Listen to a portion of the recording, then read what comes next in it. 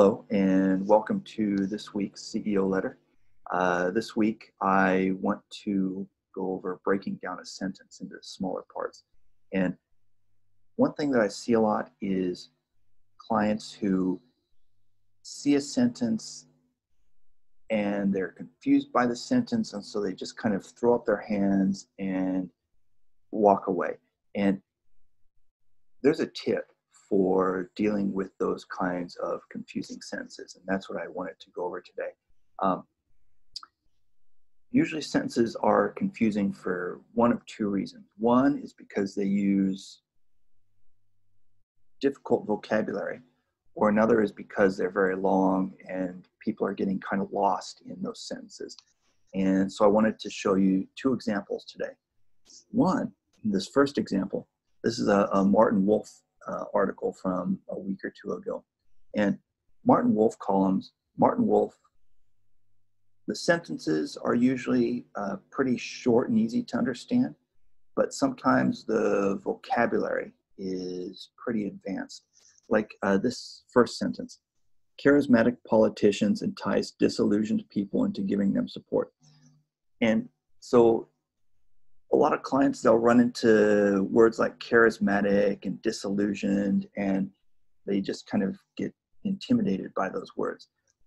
When this happens to you, break the sentence down into its three main components: subject, verb, object.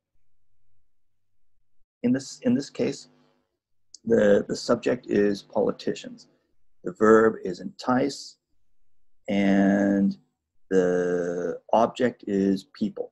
So the whole sentence is basically politicians entice people. Three words. Entice, by the way, means to attract. So it's basically politicians attract people. And all the rest of the words are basically adjective phrases that are describing those three words.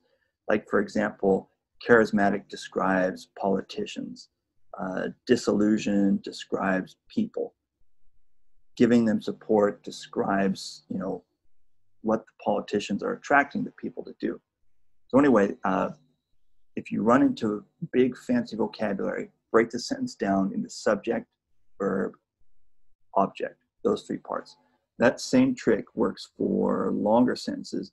And here is an example of a longer sentence. This is an article about the Turkish lira.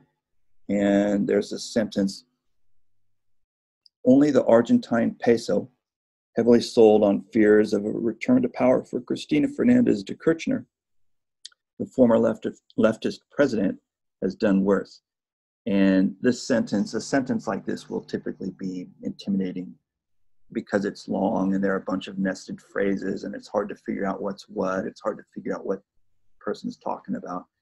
So let's break it down again to subject, verb, object. And let's see, the subject of the sentence is peso, the verb is has done, and then the third part is worse. So basically the whole sentence is peso has done worse. Everything else is just a phrase or an adjective or something describing those three words. So if you see a sentence that's long, it's got a lot of commas, it's got a lot of nested phrases, it's very confusing, break it down into those three parts: subject, verb, object.